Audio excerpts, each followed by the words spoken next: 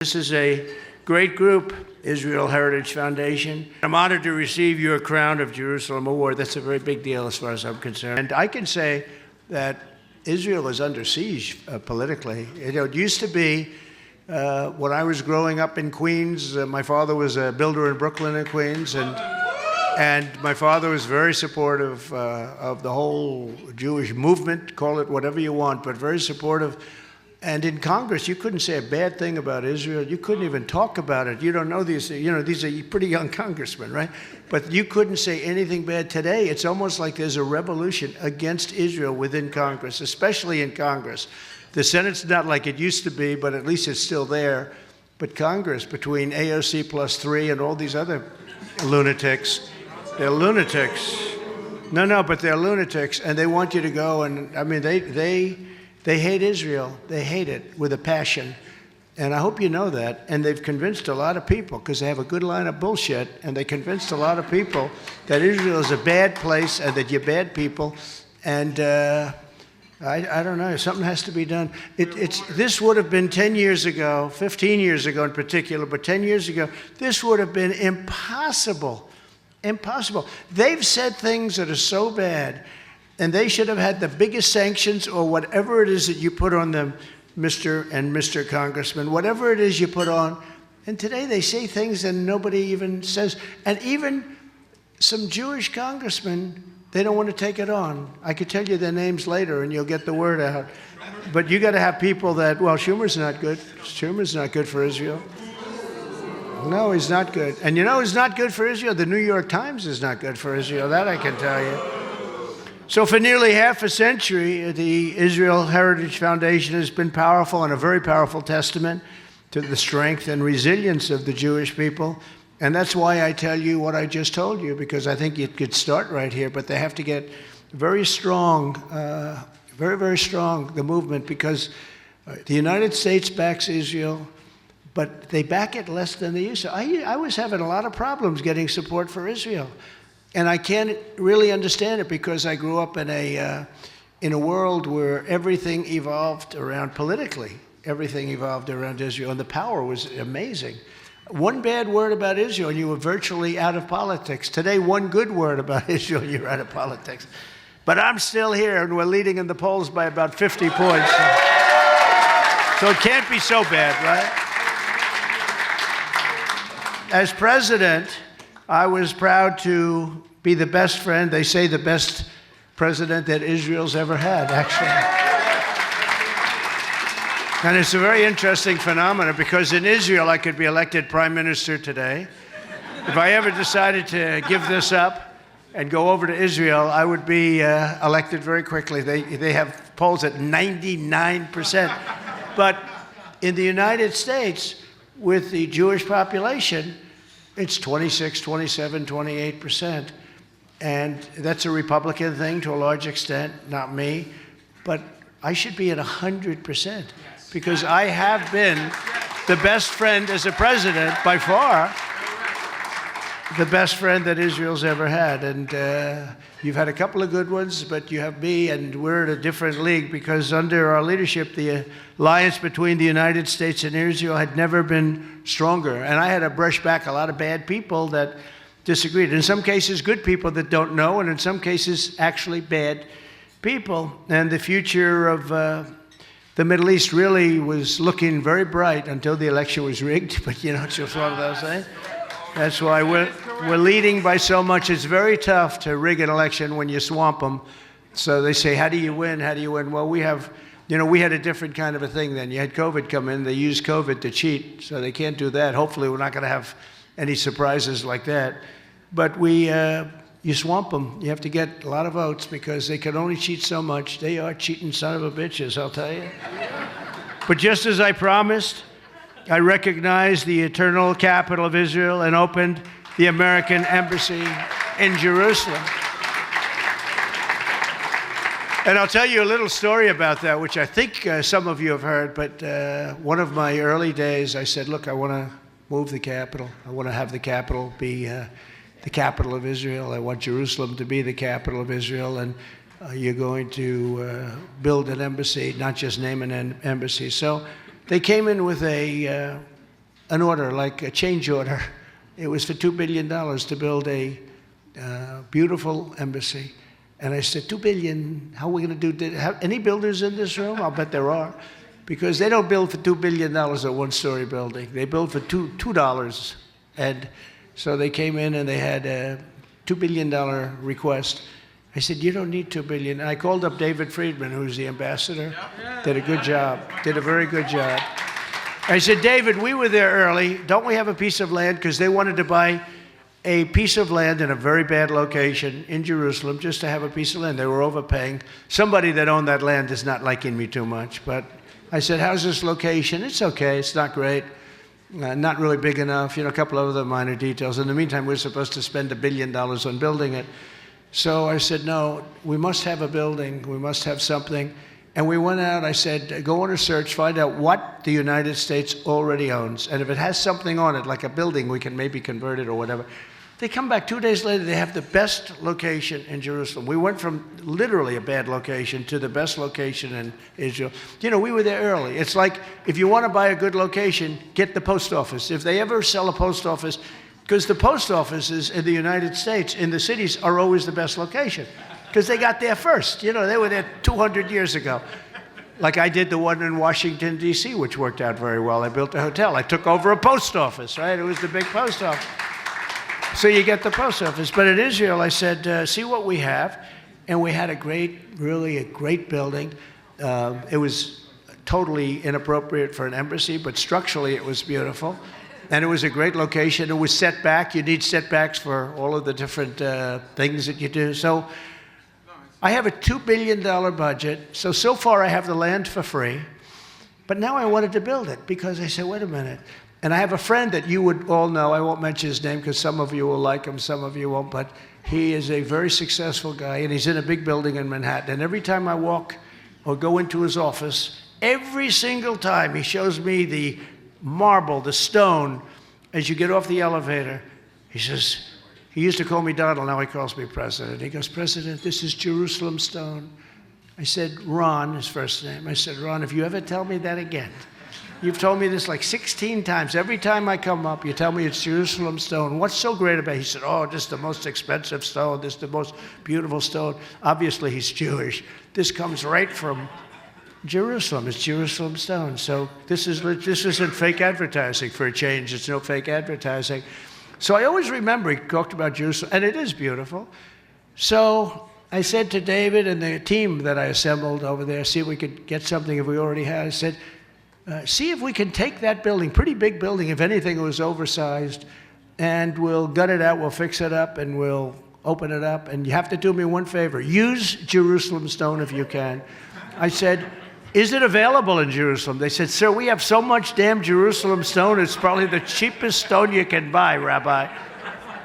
So now I had the nicest stone at the lowest price. That's where we started. Anyway, we took over this building. They gutted it out. They replaced all of the different materials, everything replaced, brand new. And on the exterior and parts of the interior, we used Jerusalem stone. It's probably got more of that stone than any building there is.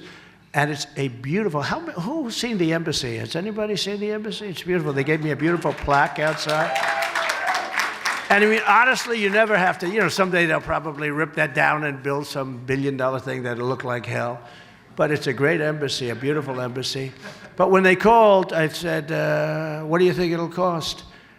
And they said, we think $300,000. I said, wait a minute. It's the only time I've ever said this in my entire life. I said, $300,000? That doesn't sound good, it's too cheap. Usually it's the opposite way. They'd say, it's going to cost $100 million. They say, Chief, you could do it for 50, right? They said, 300,000. I said, that's too cheap. Spend more, like 500,000. So we went from 2 billion to 500,000, and the embassy is beautiful. And so not only did I do and name the embassy and create the capital of Jerusalem, in Israel, which was a very big thing. So many of my Jewish friends wanted that done. We actually got the embassy built. Now, if I didn't do it, this embassy wouldn't have been built for 25 years. That I can guarantee. So took us 4 months to build it, and I believe it's beautiful. I think that it's something that, frankly, if they're smart, they'll never do anything about it. So, Rabbi, that's a little long story, but isn't that sort of a cool story? Maybe it's a business story, religious story, and a Jerusalem story, right? But it's a story. You have a lot of little tidbits in that story. As president, we also had a very valuable piece of land called the Golan Heights. I'm sure nobody in this room heard of the Golan Heights, right? And I knew nothing, I knew little about it. I knew the name, I knew approximately where it was, but I wasn't taught about the Golan Heights, as you people were. The two congressmen weren't taught about it either, but they learned quickly. And by the way, they really are on your side. Will you please support these guys? Because that's where it all begins, so support them. But the Golan Heights, so for 54 years, planes would fly in and fly out of Israel. And every year or every 2 years, they'd have meetings on the Golan Heights, right? 54 years, but Israel had no right title or interest to it. And I called in some people that know, and I said, could you give me a maximum 3 to 4 minute study on the Golan Heights? I just want to know about the Golan Heights. If you can, keep it down to less than 4 minutes. And in 2 minutes, they told me all about it. They said massively important for the military, because of the height, and for seeing the enemy come in. Now, that was even more so in the old days, but now it's more so because of values. And it's worth probably trillions of dollars. And I said, so why is it that for so many years they've been coming in and out with these beautiful planes? Everyone's coming in, they come out, and nothing happens. This went on for exactly 52 years. I added 2 years because it was, in fact, now I'll add actually 4 years if you want to know the truth. So, but at the time, it was 50 years. And I said, why does it not get done? He says, nobody wants to pull the trigger. People question it. They think maybe there's problems. Who knows? When I did the deal with the embassy, everybody said, the world will blow up. They said the same thing about this. If you do this, the world will blow up. Both of them, nothing happened, okay? The world didn't blow up. Nothing happened. But I will say, you know, on the first subject, it was very interesting because, I don't know, do you like this, or would you like me to read you some crap here? It's sort of more interesting, right? I think we'll do this, right? Let's go off script. I've been off script the entire time, I tell you. Now I'm looking at the script, Rabbi. The script is fine, but it's not exactly what you want. But what happened is when I did Jerusalem, moving the embassy, I now know, you know, every single president for decades said, we will move the embassy. You heard it. We will move the embassy to Jerusalem. It will be moved to Jerusalem. It will be the first thing I did. Then they never did it. Bush didn't do it. Nobody. Clinton didn't do it. Obama didn't do it. He didn't try too hard. But nobody did. They don't like you, by the way. Just so you know. Biden doesn't like you. That I can tell you. No, he won't even see Netanyahu. You know, Netanyahu was the first person to call him. That made me feel great. He was the first person to call, and they won't even see Netanyahu. That's how low it's come. But all of this, and everybody said all of this, that it was going to blow up. The world is going to blow up, and I now know why they didn't do it. Let's say it goes back maybe 10 presidents or something, many, many years. Every single president campaigned that we're going to move the embassy and create the capital, Jerusalem. And I now know why they didn't, because I was bombarded from the first day I got to office not to do it by the heads of other countries. And they would say, don't do it, don't do it, don't do it. And then about a year in, the word started to spread that I was going to be doing it soon. And I was called by the most powerful nations, the biggest nations in the world, the richest nations in the world, the most powerful nations. Please don't do it, please don't do it. So what I did is I turned off my phone. And I set a date for a signing, which was a Thursday. And when people called, I'd say, I'll get back to you on Monday. Because I knew what they were calling about. You know, they would say, yes, we'd like to talk to you about Jerusalem. So I turned on, I had probably 11 or 12 calls. Oh, Mr. President, Mr. Prime Minister, King, everything. They're all calling because they didn't want it. Now, so number one, I now recognize why nobody did it. The power was tremendous against doing it. This will be the end of the world world will blow up. This will be the most horrible thing, Rabbi, they were talking about it. So I said, I'm sorry. The person said, I'm sorry, the president's not available. He'll call you back on Monday. On Thursday, I went up and said, ladies and gentlemen, we're going to do it. And we did it. Then I called back on Monday.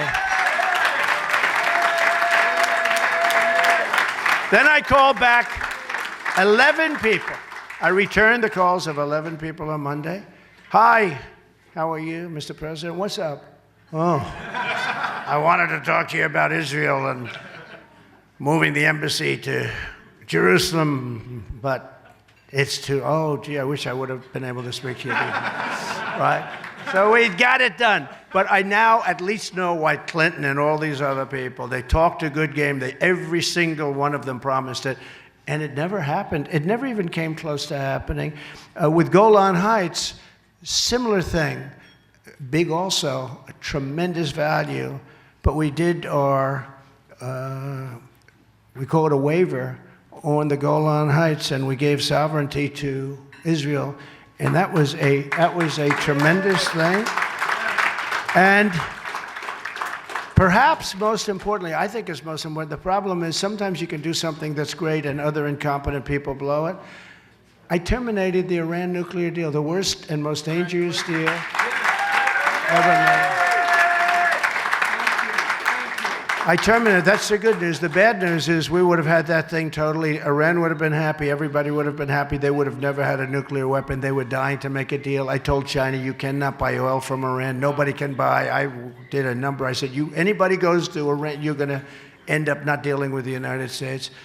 And they were ready to make a deal. You have no idea. They were going to make a deal, and it was going to be good for everybody, including them. I would have made everybody happy. And but when I got out, they allowed China to go and start buying oil. China's buying literally hundreds of thousands of barrels a day. They're spending money.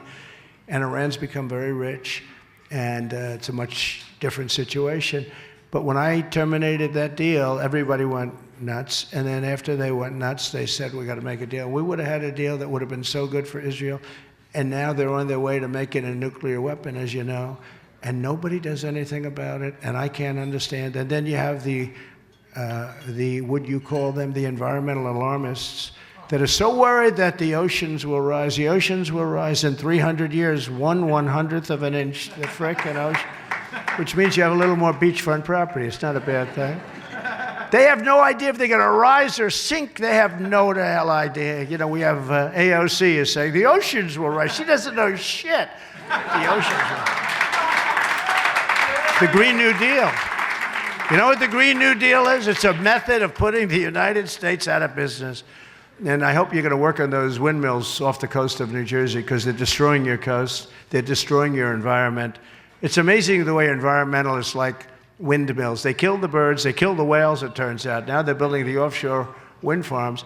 And New Jersey, we were just discussing it. New Jersey is in big trouble. They're building some of the biggest wind farms in the world right off the coast of New Jersey for everybody to look at. These things are like a 40-story building, and the damage they do is incalculable. It's incredible, and the environmentalists say they want. It's also the most expensive energy ever devised by man. This is in energy. And remember this, in 8 years, you have to get a new one, because the oceans, and even if it's on land, you could go out to California where they abandon wind farms a lot.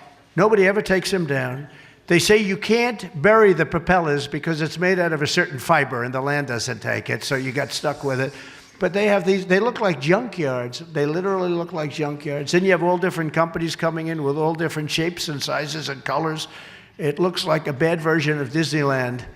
And it's very sad to see it, very, very sad. But the Iran nuclear deal was terminated, and I was so proud of that. That was the worst deal. That was a roadmap for them quickly. Remember, that deal expired in a very short time. That wasn't like a 100-year deal. You know, we're dealing with countries. You don't do 6-year deals and 5-year deals.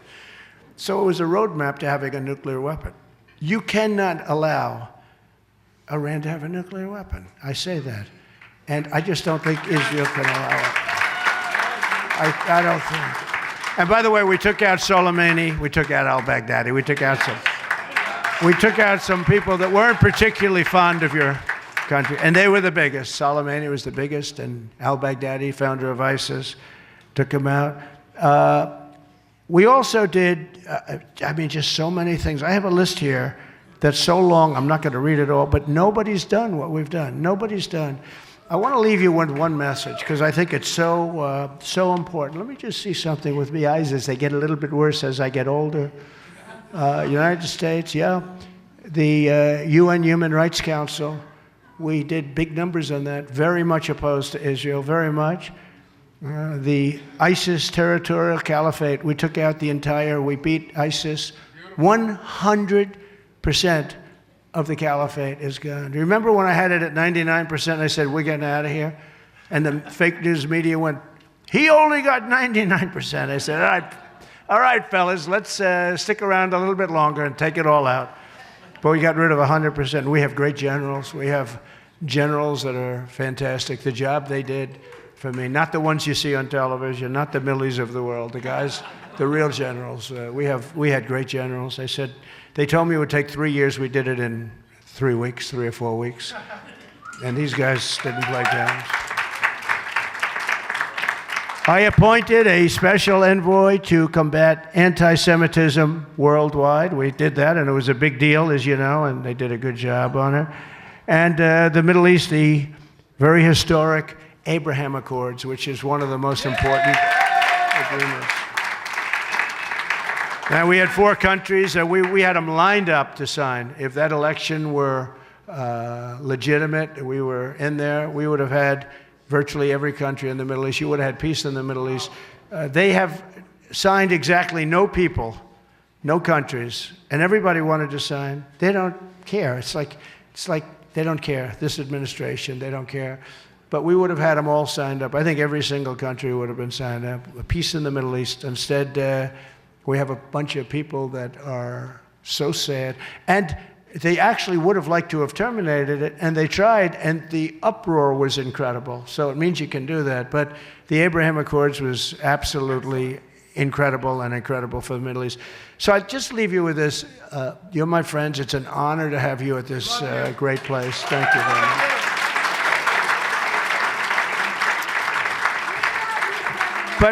But so important is you've got to be more proactive in Congress, because you're not getting support. You're just not getting support. People that used to support you, they sort of go and hide. And people that frankly weren't supporting you much, those people are actually, they've become your enemy. And it's inconceivable for me, as somebody that grew up with 16 Court Street in Brooklyn and all the different places, you know, where you have the Hasidic community. By the way, with the Hasidic community, the Orthodox, well, how about like 100%? It's an amazing, with the Orthodox community, the Hasidic community, like in Brooklyn, we had literally almost 100% of the vote. So that's good. And you know, they love our country, but they love Israel. So I just want to thank you, everyone, for being here. Be very vigilant, because there are a lot of people that are looking at bad things for Israel. This is a great gentleman, and this is a great honor for me, and it was an honor to see so many friends. And Steve, take care of yourself. You two guys, you've done a great job, and we appreciate it. 2 really fantastic people. Thank you very much. Thank you, everybody.